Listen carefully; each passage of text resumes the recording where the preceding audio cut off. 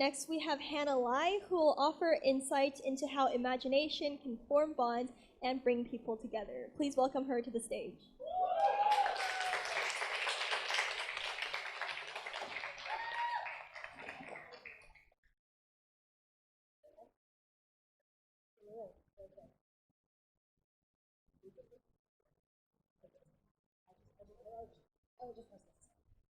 Okay.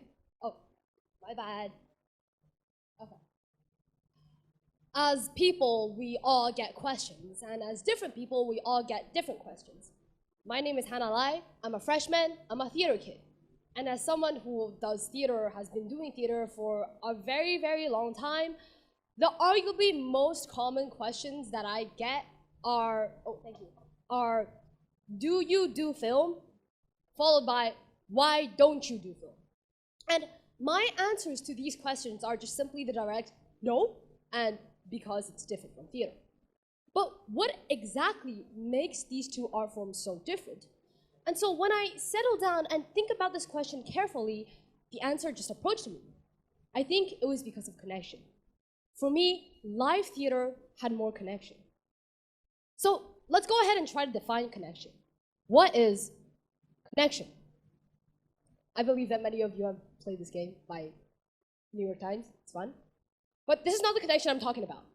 The Merriam-Webster definition of connection is the state of being connected or the act of connecting, which doesn't really explain anything in this context. Well, for me, connection is something that is really unique to us human beings. Connection in theater is invisible, yet it is also omnipresent. When the audiences, when they have their attentions on the actors, and when the actors' feet touches the stage, connection is happening. So then the next question follows. Why is connection so present within live theater? Well, my personal answer to this question would be because connection is the representation of the creative process behind theater itself. This is a process that no artificial intelligence could ever duplicate because it is hard. And just because of the uniqueness and the effects this process has, these are what makes theater such a magical art form. Hence, this magic could be further applied into areas such as therapy and recovery. Okay, let's dive into this magical art form. If you want to do theater, you would have to get a script, find a director, cast a crew, cast the actors, you need to rehearse, you need to block the movements, and you need to keep interacting with this play until you get sick of it. This is not an easy process. However, it is unimaginably fruitful because through this process, you get to practice abilities that are crucial for your personal development. For example, the ability to observe. Tiny details in life, they need to be observed, noticed, and gathered in order to become inspirations for plays and scripts. You see, great directors and playwrights, they often have extraordinary alertness towards the plainest details in life, and that's why they can make these details into the greatest works of art. Okay, now we have the details, but how exactly do they transform them into art? Well, they do it through imagination. Imagination is crucial within theater. These details become ideas and inspirations through the wildest imaginations. And to be honest, without imagination, theater itself wouldn't even be a thing. Now we have the ideas, we need to carry out an achievable proposal. And we do that through creativity and originality. A small note that I want to address here is that creativity in this context does not really equal to imagination. Here, it refers more to the flexibility when encountering crisis and the ability to make your ideas come true. Now we have a plan, we need to practice sympathy. Because sympathy is a very important quality for actors.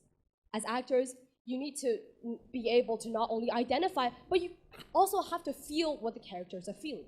And that's how acting becomes good. And this is why I personally enjoy theater so much, because I get to travel through time and space in the perspective of different people, and I get to experience things that I've never seen before. And for the whole cast and crew, kindness and inclusiveness is also very, very, very important.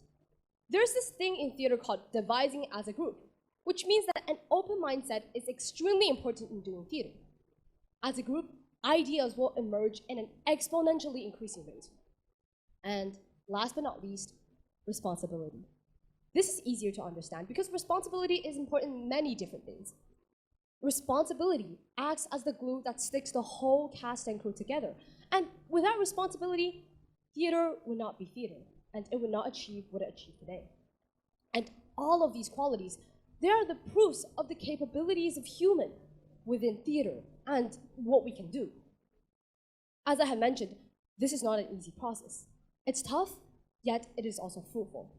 We would face countless challenges, but it will also be followed by countless rewards. And to be honest, for me as a theater kid, theater is very painful because there are many nights where I sat in my bed and I'm asking myself, why am I still doing this? Because it seems to be constantly pushing me away with all those challenges and hardships despite my devotion and my dedication.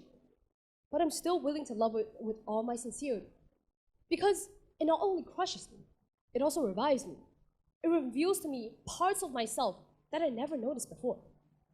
And the same goes to everyone. No matter if you're a theater practitioner or just an audience who enjoys watching live theater, the same goes to us. Through theater, we become united. Through theater, we experience things that we never experienced before. And through theater, we notice our personal flaws, we either solve them or we take them and turn them into sparks, making ourselves a better person. And all of the things I mentioned above, allows theater to be practiced as a form of therapy. Well, to be frank, when I first attended an improv session aiming to help members of the neurodiversity spectrum, I got really anxious because I was wondering, what if I said something wrong? What if communication through language is invalid? What if I seemed unapproachable? And most importantly of all, what if it doesn't work? But at the end of the session, I realized that this session, it was never about how much improvement was made. It was about trying. And again, it was about connection. Because connection is the universal language that is not spoken nor written, but it has the most powerful connotations. When connection happens, we open our hearts and we expose ourselves to all kinds of possibilities. And this ability is based on the fact that we human beings, we are able to connect with one another through emotion, through language, through logic, and through sharing, which ultimately distinguishes us from artificial intelligence. The power of connection is that it turns success and perfection into imagined concepts. Connection is not a result. Instead, it is a process. It is the process that matters more. So, in a fast-paced society where we tend to shift our focus on perfection and things that are good, it is very important to shift our focus back to the process. The reason why human beings could identify AI-generated works is because it is too perfect, to an extent that which is inhumane, and there is no emotional connection because there are no flaws. Imperfection is what makes us human. Being fragile, vulnerability, the mistakes we make, the failures we encounter, that's what makes us human. And when we learn to embrace these qualities that we tend to avoid in the current society, we embrace ourselves. And that is also one important thing that I would like to share that theater taught me through acting, directing, trying, and failures, is to always cherish what makes us a human being. And at the end of the day, it becomes clear that there are still things in the world that can never be replaced by AI.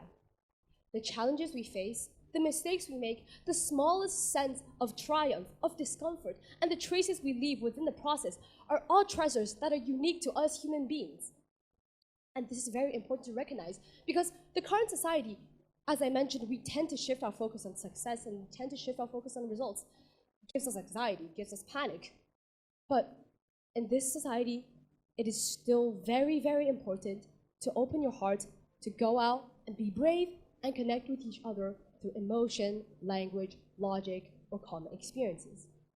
And now, the stage is empty, the curtains are lifted, and the spotlight is reserved just for us. Okay, thank you.